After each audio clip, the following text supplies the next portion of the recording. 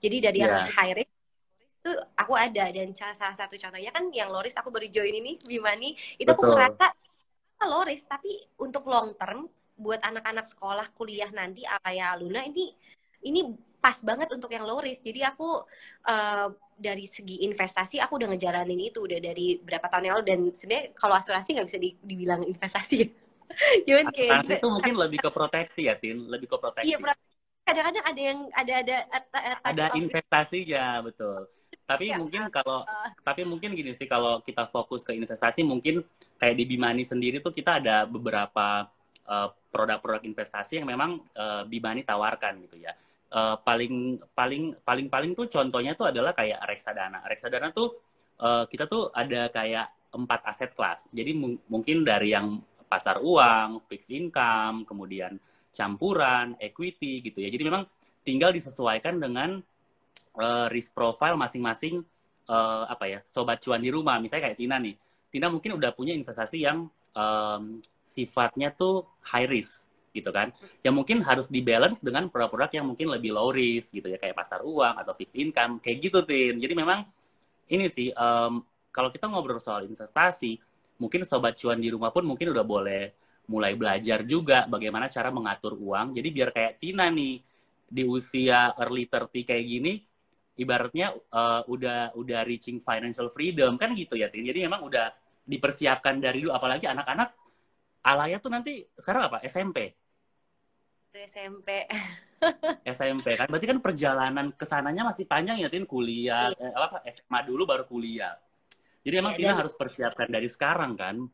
benar, karena aku tahu kayak selagi aku masih punya tenaga, kesehatan, dan masih punya satu uh, pekerjaan yang masih bisa aku tekuni, ya aku harus, this is the right time aja sih buat aku kayak jor-joran kerja kerja kerja, dan nanti aku taruh duit aku di investasi yang jangka panjang, dan nanti pas anak-anak kuliah udah kayak Udah lebih tenang ya, Tin. itu goal Oke, aku. Tin. Iya, nah, kesebut tuh sama Tina. Ngomong-ngomong soal goal, gue pengen tahu nih.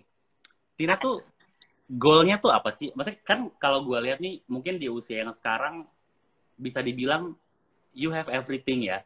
Tapi gue pengen tahu nih, masih ada nggak sih, Tin, goal-goal lo yang belum Tina capai gitu? Masih, ini Coba aku coba masih kasih kasih contoh dong. Cerita sedikit dong, Tin. Kira-kira apa aja nih goalnya? masih Andre, ini rumah yang sekarang aku tempatin ini aku masih ngontrak tuh, honest. Aku belum punya rumah Oke. sendiri, tapi anyway pengen KPR rumah. Bismillah, semoga semoga bisa, doain ya teman-teman yang nonton.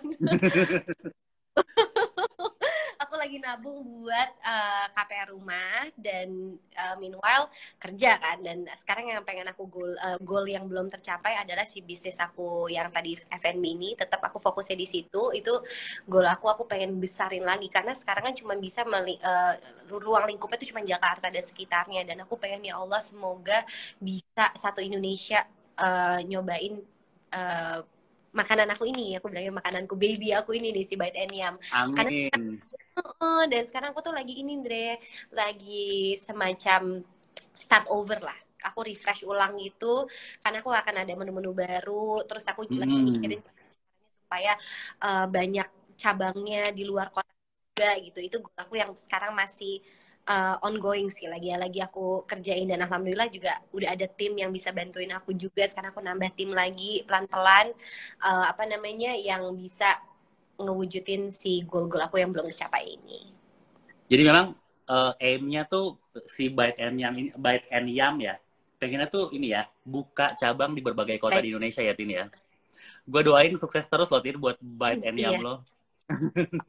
Oke, Tangan covid. mungkin ini menjadi pertanyaan terakhir ya, Tin. Gue mau tanya satu lagi ke lo. Mungkin bukan pertanyaan sih, mungkin bisa nggak sih Tina berbagi tips sama sobat cuan di Money yang udah ada di sini, yang baru mau mulai bisnis, apapun bisnisnya, atau nggak mungkin mau jadi apa ya, influencer atau apa, gimana tips-tips Tina untuk buat sobat cuan untuk membangun brand nih, Tin?